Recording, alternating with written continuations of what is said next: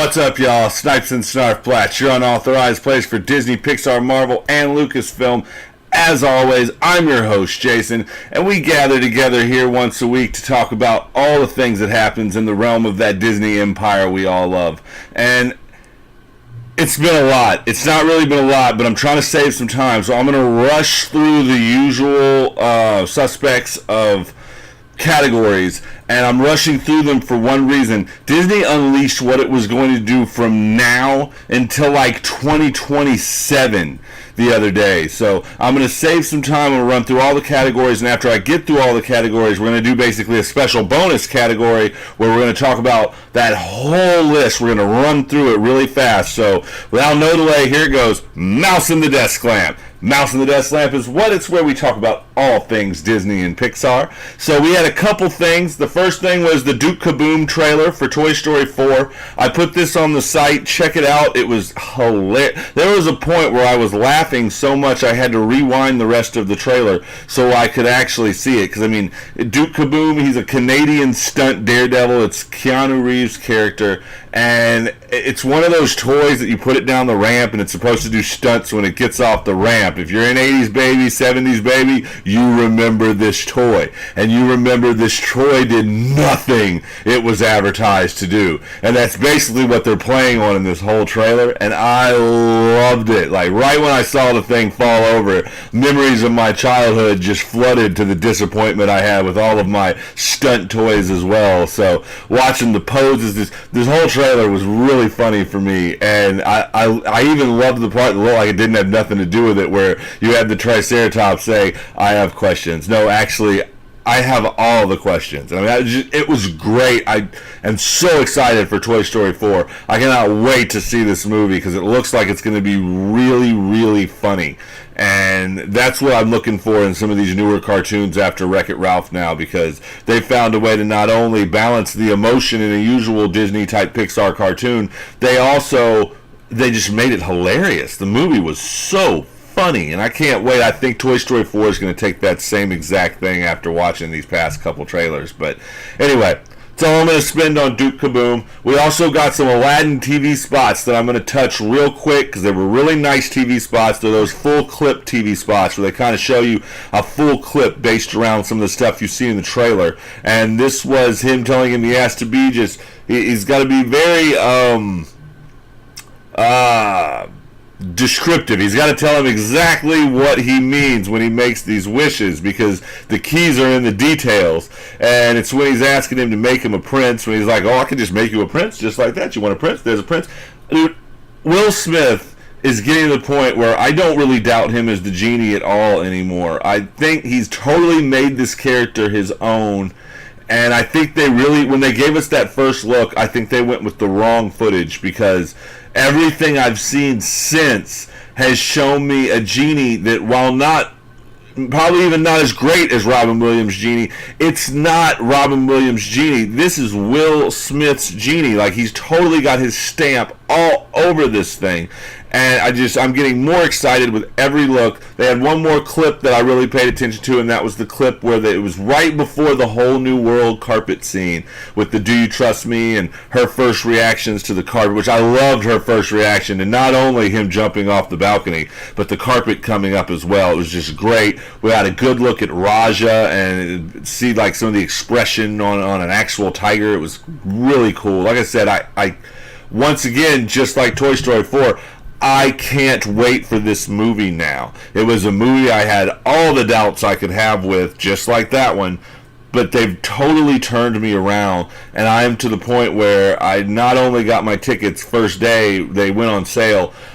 I can't wait to see this movie. I'm very excited for Aladdin and what it's going to bring.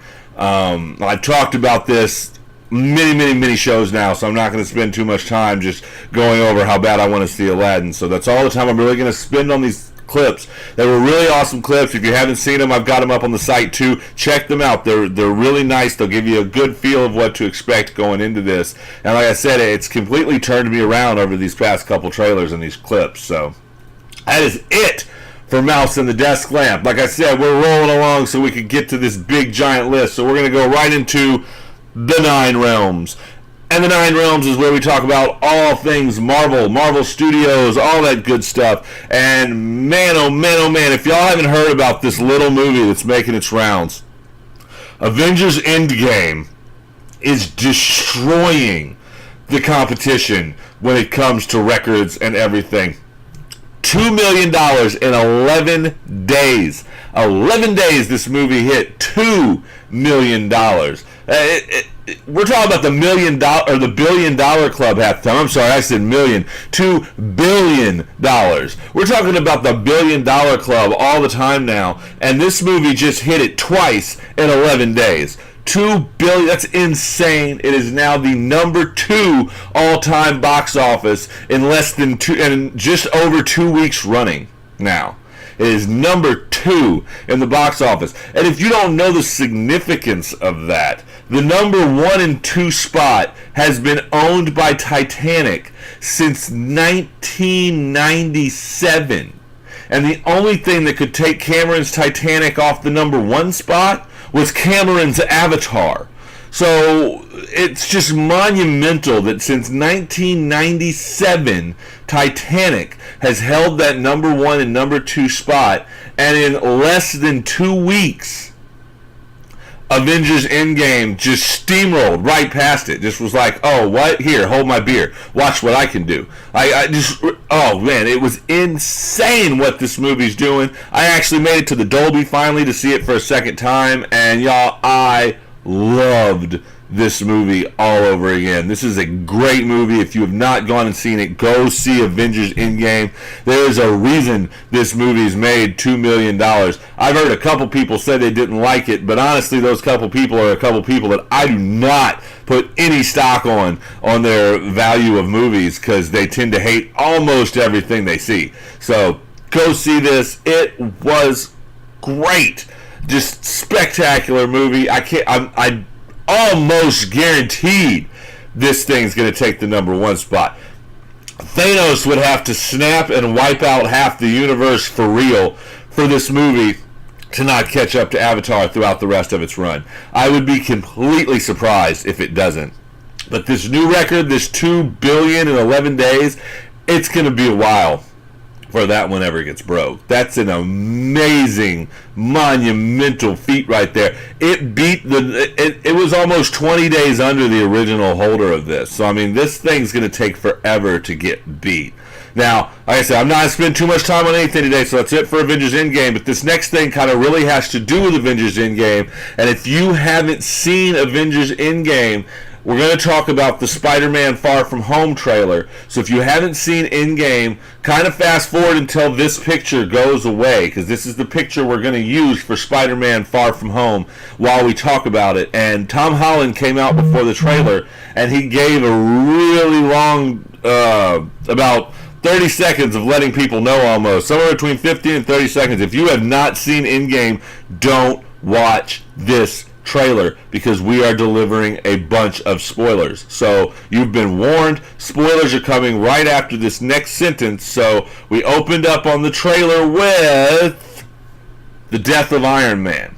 Now, Spider-Man's having a hard time dealing with the death of Iron Man, obviously, but he's also back in the school with the other kids that obviously got snapped because they're the same age. You saw them finding each other in Endgame, and they're like, wow, you too, you know what I'm saying? So they all got snapped. They're all back. This is their first run school. They're going on vacation. Spider-Man announces he's going on a small vacation as well to everyone. So they're going to Europe, and that's when he runs into Nick Fury. And Nick Fury's looking for him because Nick Fury has found Mysterio. And that is Gyllenhaal's Mysterio. And they explained to him in this trailer that after the events of the Stone's use and the snap and all of that, it ripped a hole in reality. And now there is a multiverse in the MCU. They use the exact word multiverse. And now this is where it's different for me than a lot of folks, because they're portraying Mysterio as a good guy, and he's always been a bad guy, and we know the movie has to have a bad guy, and it's probably not these 4 elementals. He deals in special effects, and I have a feeling he's really playing everyone. I just don't know to the level of extent he's playing everyone. For all we know, he's playing everyone on this whole multiverse concept, and it's a sham too. So I would take everything in this past that sentence at a grain of salt in the trailer, other than what you're seeing, obviously. But I don't know. I don't believe him as a hero. I think he's a very shady character. However, I don't know if he was a villain in his part, in his reality, and something happened, and he came over to our reality to try to become a villain there. There was probably a big fallout or something, you know what I'm saying? I don't know if he's made up the whole multiple reality thing, and he's just, like I said, pulling the wool over everyone's eyes and making them think there is this giant multiverse, you know what I'm saying? So I don't know really how to take this when it comes to Mysterio, but I do know he is probably up to something nefarious. I just don't know to what extent. But dealing with the Mandarin and whatnot, and how they're always trying to shoot us different directions in the trailer, I wouldn't doubt if the extent was the whole multiverse thing's a sham even. But I don't know. Anyway, if this is the multiverse, it is a really good ticket for the future, because they can easily bring in X-Men, Fantastic Four, all those Fox properties they just got. That's an easy window for all of them to come into. So I don't know. I don't know if they're setting up future things to make it easier, or if it's just sham, or what. We'll have to see. But tickets went on sale. I got great tickets at the Dolby. So I will be there on Tuesday when it comes out in 2 months. I think it's July 2nd. I will be there when it comes out. I will share it with you immediately after I see it, because that's what I do here. But like I said, I can't wait to see Spider-Man. It looks great. I just can't go by the trailer on what they're telling it is, because I'm not 100% believing this trailer's in the truth, and you know what I'm saying? I don't really think they're telling us everything. I think they're giving us a hint of a story for us to speculate for the next 2 months, and then go in there and be like, wait, what?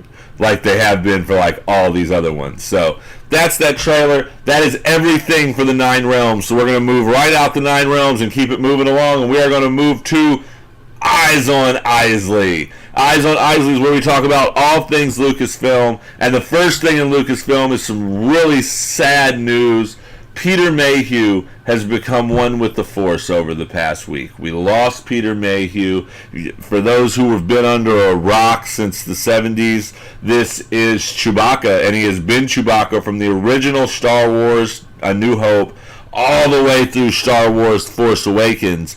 And that was when he retired the character, but he has gave us Chewbacca for a very, very long time. And this is very sad for me. I never got to meet him myself, but I know a lot of people who met him, and they said he is just the friendliest giant you would ever meet in your life, and just had the biggest heart. And I'm very sad I never got to meet the man myself at any conventions or anything, because Chewbacca, like all the cast of Star Wars played an amazing role in my life, you know what I'm saying? And Chewbacca was there right by them. He was one of them. Because I just, like I said, I wish I could have met the man that brought him to life. And hearing from George Lucas and everyone since he's passed, he was a really, really big role in steering the character of Chewbacca to what he was. George Lucas wanted an aristocratical character that talked about all the things he did. And I'm so glad that didn't happen. And he listened to Peter Mayhew, who gave us the series of grunts and the whole language of grunts we're used to as Chewie. And I just, oh man. May the Force be with you, Peter Mayhew, always. You will be missed. From what I hear, you were a great person, and I wish I could have met you myself. So, very sad news. We're going to pass on from that, though, and we're going to go into a little more uplifting news, and that is Ron Howard and Jonathan Kaskin. Jonathan Kaskin's the writer for Solo.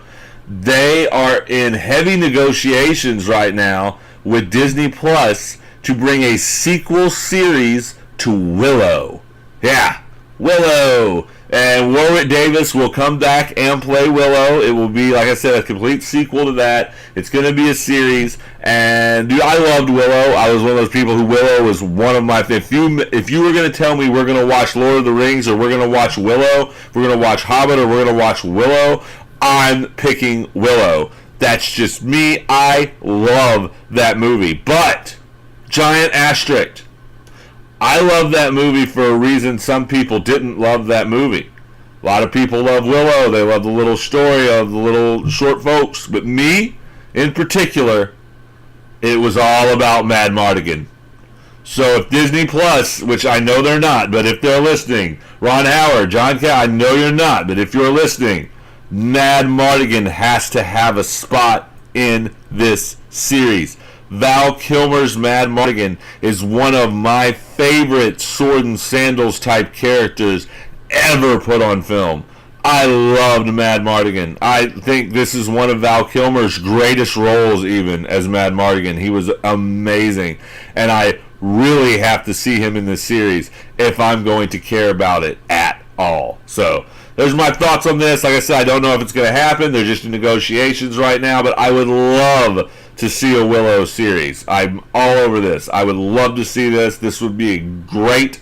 I've been waiting for some sequel to Willow for a very, very long time. That is it, however, for Eyes on Isley, and that is it for all of our categories. So we're going to go into this category. It's not a real category. Disney, Pixar, Marvel, Lucasfilm, Fox. What is coming in the future? They let us know. 2019 to 2027, D23 announced the lineup. And I'm going to cheat a little bit, and I'm going to pull out the list right here from D23, and we're going to go over it because this is great. Now, some of this stuff made me realize one thing in particular.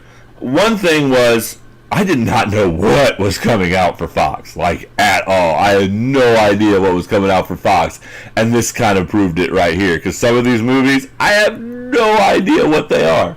So that's one thing. The other thing is we're getting Avatar 2 now in 2021. And after that, Star Wars is taking a break after Last Jedi, and it won't pop back till 2022. And with Avatar in December in 2021 and Star Wars in December in 2022, their plan is to alternate them. Avatar 2, Star Wars. Avatar 3, Star Wars. Avatar 4, Star Wars. Avatar 5. That's their plan. Now, I say plan, and I stress the word plan, because what I'm about to read can't be in concrete. There's going to be a lot of untitles in here, and there's going to be a lot of stuff that is definitely going to switch places or just not going to make its timeline or whatever. Look, we've been crossing our fingers for Avatar 2 for how long now? So, I mean, some of these will get pushed back and not pop up exactly where they say they're going to pop up. So, here's the rest of the year for 2019. We've got 5/10/19. We've got Tolkien. Tolkien is going to be the first movie that I'm going to review for Fox. The review might come a day or two late, maybe even after the end of the weekend before I can get my first thoughts and everything out and the review out on this movie. So you might have to look into next week for that review. Sorry for that. I wasn't totally ready for this. I didn't know the date of this, and it just kind of fell in my lap. And I've had a lot of things with Star Wars Day and everything else to get work wrapped around. So I had some visitors this week and everything. So I had to get work wrapped around all these dates. So 5/24, we've got Aladdin. Obviously, I'm seeing Aladdin. Got tickets already. 6/7, we got Dark Phoenix. I'll definitely be all over that. I can't wait for that movie. It's looking better and better every look I see at it. And I think Disney had a hand in polishing it up a little bit and giving it a different ending to kind of tie up the whole Fox thing. So when it comes to X-Men, at least. So you got 6/21, Toy Story 4. We just talked about that. I can't wait for that, obviously. 7/12, we've got Stuber. Stuber looks great. That's the one about the Uber driver where Batista comes in and he's the cop and tries to take over his car. Looks hilarious. Can't wait to see that. That's out of Fox, too, if you're wondering why you haven't heard of it yet. 7/19, another movie no one's heard of, The Lion King. That's obviously Disney, and obviously we've heard of it, and so many people can't wait to see that movie. We got 8/9. We've got The Art of Racing in the Rain. That's Fox, and I have zero ideas what this movie is.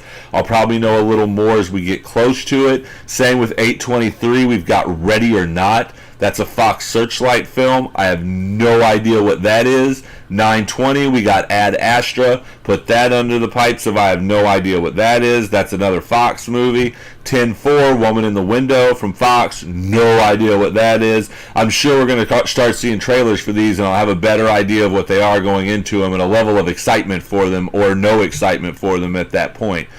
Speaking of no excitement, 10/18, we've got Maleficent, Mistress of Evil. That's Disney. I have zero excitement for that movie. I'm going to see it anyway. I'll tell you what I think about it, but y'all know my thoughts on the first one. Ooh, wow. I'm not even going to get into that. We don't have time. 11:15, Ford versus Ferrari. Now, I kind of know what this is about. This is where Ferrari had the Shelby to take on Ford, or Ford had the Shelby to take on Ferrari. Strike that, reverse it. It's a Fox film. They lauded over this at CinemaCon and said it was just, the previews were amazing. So I can't wait to see this. That's a Fox film. 12:20, we've got Star Wars: Rise of Skywalker. Obviously, I'm there for that. It's Disney, but it's Lucasfilm, so I skipped over 11:22. Sorry, go back a month. Frozen 2. Obviously, I'm excited for Frozen 2. I cannot wait for Frozen 2. Then 12:20, Star Wars.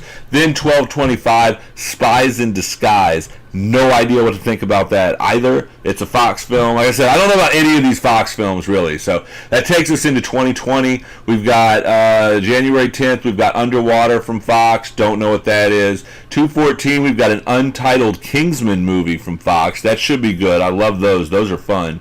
2/21, we've got Call of the Wild from Fox. 3/6, we've got Onward. That's from Disney. I want to say it might even be Pixar. I am not really, from the description of that movie, I wasn't really feeling the description that much, but I mean, I'm still open-minded until I at least see a trailer for it or something to see where they're going with it. 3/27, live-action Mulan, Disney, can't wait to see that. I hope they say it's going to be a martial arts epic. I'm totally all in for something like that.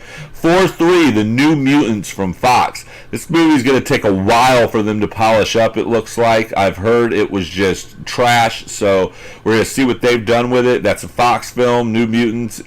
It's kind of like an X-Men film, I guess, but then they're saying that Dark Phoenix closes off the X-Men saga. I wouldn't doubt it if New Mutants is kind of just a one-shot now. 5/1, we've got an untitled Marvel. 5/29, we've got Artemis Fowl. I can't wait to see more about that because I never read the books, and it looks interesting, at least. 6/19, untitled Pixar animation. 7/3, Free Guy from Fox. I don't know. 7/17, Bob's Burgers from Fox, a movie. That's got me a little interested. I loved the first season of Bob's Burgers. Wasn't much as it started going out of its realm, but I loved that first season, and if this movie is anything like that, I can't wait to see it. Bob's Burgers was a great show first season, and second season was okay, but then it just started getting a little ridiculous. 7/24, we've got Jungle Cruise with The Rock. Obviously, that's up there because I love The Rock, love the Jungle Cruise, put them together, can't be bad. 8/14, we've got the one and only Ivan from Disney. No idea at all what that is. So I'm a little excited for that just because I want to see what it even is. I've never even heard of this movie, and I've usually got my head pretty close to the Disney radar.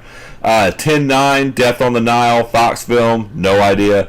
11/6, untitled Marvel. 11/25, untitled Disney animation. 12/18, West Side Story from Fox. 12/23, Cruella from Disney, which has got me a little interested in that. And like I said, if you haven't noticed, Star Wars has taken a couple years off. That's that Cruella spot.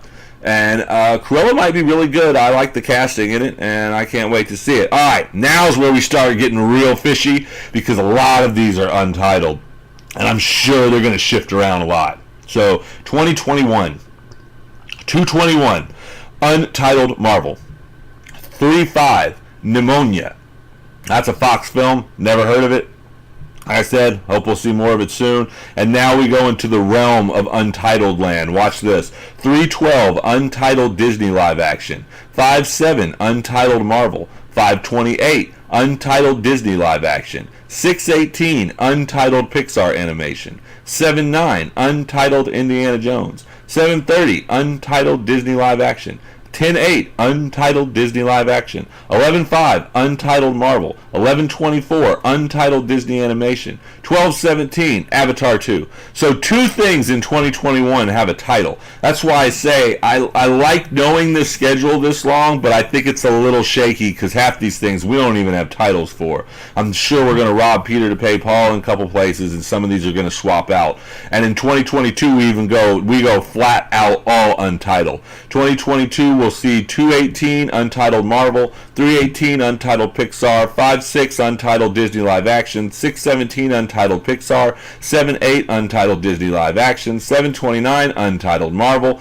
10-7, Untitled Disney Live Action. 11-4, Untitled Disney Live Action. 11-23, Untitled Disney Animation. 12-16, Untitled Star Wars. So we have no titles for any of those films I just named. They just know that those are the slots they want them to be in. 2023 gets even slimmer. We've got 2/17, we've got an Untitled Disney Live Action, and 12/22 we've got Avatar 3. With 2024 knowing they want to do an Untitled Star Wars on 12/20, 2025 will be Avatar 4 at 12/19, 2026 will be another Untitled Star Wars at 12/18, and 2027 will be 12/17's Avatar 5. So we've got Avatar scheduled through 5s in alternating years starting in 2021, and a Untitled Star Wars trilogy starting in 2022 that will be alternating years as well. And they did say that Star Wars will probably be a trilogy, so there you go, that'll be that. So that's that giant list I was talking about.